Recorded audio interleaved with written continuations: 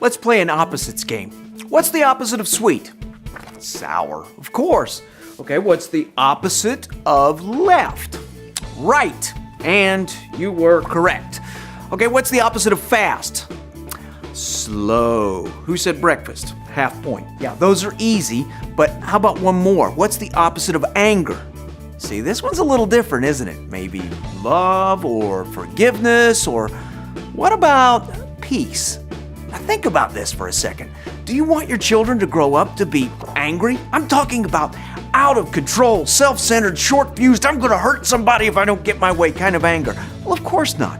After all, you don't have to look very hard in our communities to see the damage that kind of anger can do.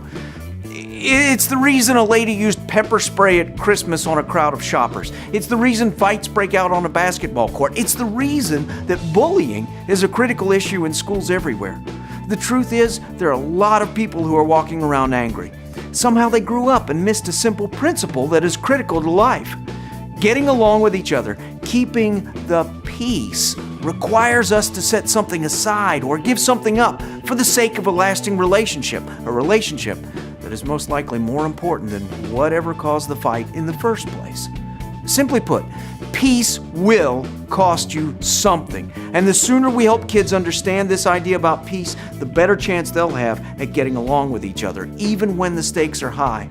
We define peace for kids as simply proving that you care more about others than winning the argument. And we define peace for adults the same way, because it's a complicated idea, isn't it? Peace is hard. It often means taking the first step toward reconciliation, and it usually involves giving away a right or a possession or maybe just a little bit of your ego.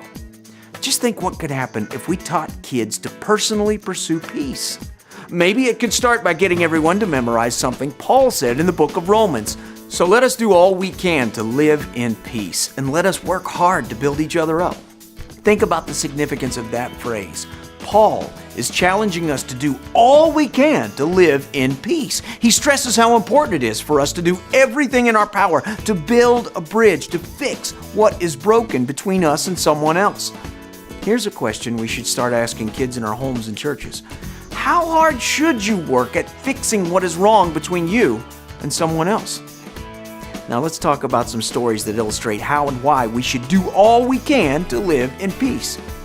This is something Abraham understood and put into practice with his own family. In Genesis 13, we read how God blessed Abraham and his nephew Lot with large amounts of flocks and herds, so many that the land they were in couldn't sustain all of them. The workers on each side were not getting along. Abraham and Lot knew it was time to separate. Although God had promised Abraham the land of Canaan and had a right to take whatever he wanted, Abraham allowed Lot to choose first. Abraham let go of the best land in order to make peace with his family. Abraham showed us firsthand how we can show we care more about others by letting go of what's fair. Abraham's son Isaac put peace into practice as well. In Genesis 26, there's a story about Isaac moving to a region where he reclaimed the wells that had belonged to his father. For years, no one had cared about the wells until they were reopened.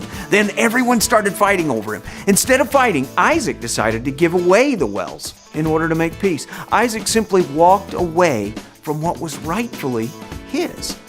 And by walking away from the fight, these people changed their opinion about Isaac and decided to trust him. Next, in 1 Samuel 25, we find a story about David. He was furious with a man who mistreated his soldiers. He decided to get revenge, until the man's wife, Abigail, intercepts him with gifts to make peace and apologizes. Her initiative stopped something that would have been horrible. Even though she was not responsible for the offense, she realized she could play a role in making peace. Kids will learn that sometimes you can make peace by being part of the solution. We'll finish our month on peace with the best illustration we could find. God went to great lengths to fix what was wrong between us and Him. When God looked across humanity and saw the brokenness of our relationship with Him, He proved He cared about us by sending Jesus, His only Son, to die, to build a bridge and resolve the conflict that existed. we reflect the character of God when we're working to build a bridge in relationships with those whom God loves. That's why we want kids to understand that they should make peace with others because God made peace with them. So, the issue of peace comes down to this. If God was willing to give His Son so that we can have peace with Him, what are you willing to do? What are you willing to give? Each of these stories illustrates what it means to pursue peace. Sometimes you have to know when to walk away. Sometimes you have to be willing to give up something. Sometimes you have to get involved if you want to be a peacemaker. The point is, when you make peace, you make others understand that they matter more than the argument, or they matter more than things. Let's help kids grow up and learn to do whatever they can to fix what's wrong between them and someone else. Let's help them learn to make peace a priority in their life. I'm pretty sure the opposite of peace is always terrible.